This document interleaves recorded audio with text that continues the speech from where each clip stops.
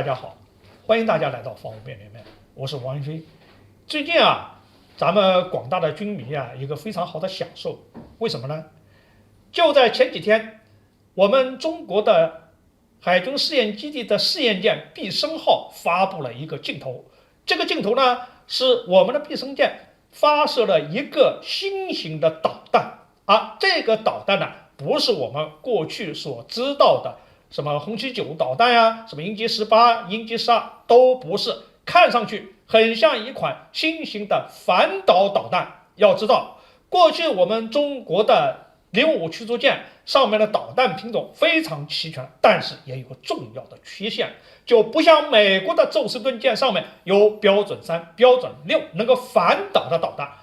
这次试验的这个导弹意味着什么呢？意味着中国今后将用类似美国的标准3、标准6导弹，这是一个巨大的进步。今天呢，就这个话题，我们请王一田先生，请他分析一下中国的这个海基反导导弹将来会有什么样的作用。这个美国的标准3呢，它主要还是用于中段的一个拦截。美国呢，其实最担心的还是敌国的弹道导弹嘛。对，所以它为弹道导弹呢，就是规划了3个拦截区。一个拦截区呢是上升段拦截，就在敌方这个导弹刚发射的时候，还在往上爬的时候，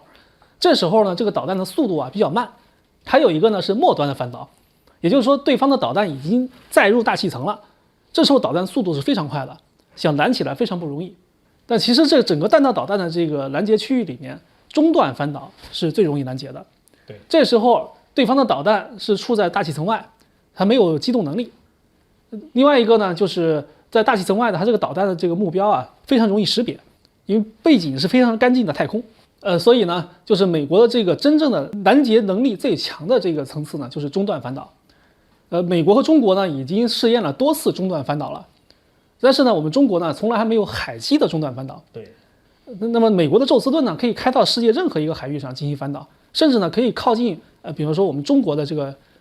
海岸，进行一个上升段和中段之间的这么一个拦截。这个呢，就是美国在舰载的这个中段反导的一个优势。那么这个毕升舰发射这个导弹呢，从外形来看它跟我们这个年初的时候那个高超音速反舰弹道导弹长得是很不一样的。所以呢，很多人呢认为呢，它是一个中段反导导弹，因为我们现在从体系上来讲，整个海基导弹其他都不缺了，最缺的就这个海基反导导弹。所以大家呢现在都在判断，要不就是中国的红旗19的改进型反导导弹，要不就是红旗26。但不管怎么样，它肯定是一个反导导弹。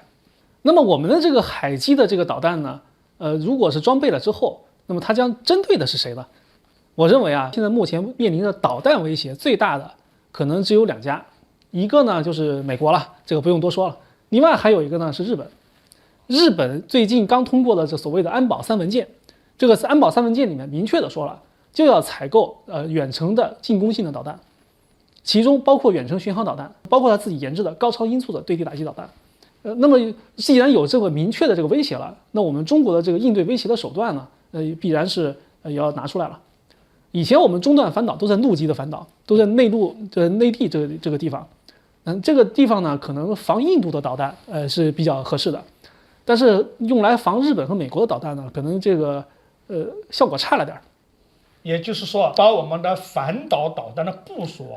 要进行前沿战略的部署，要改变过去通通在陆上防御的这么一个方式。而美国将来有可能在关岛，包括日本在自己的本土上发射了高超音速导弹、弹道导弹。这样的话呢，我们在海上进行部署，甚至对日本他们的戳弹都有可能形成拦截的能力，包括在关岛这个地方，过去这个能力没有的，但我们将来会有这个能力。有了这个导弹之后呢，就是它在外海部署，比如说在日本海，那么日本方向过来的和关岛方向过来的这些中段导弹，我们都可以在它中段进行拦截，那么拦截效率呢就大大的提高了。所以呢，有了这个导弹之后，那么我们东南沿海，包括这个南部的这些我们经济大省的他们的安全性，那么他们就有了一个充足的保障。所以美国你不是要在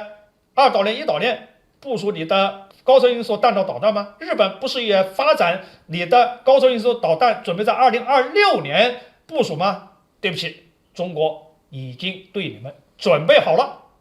好。今天这个话题呢，我们就聊到这儿，欢迎大家继续关注访问辩论面，下一期我们再见。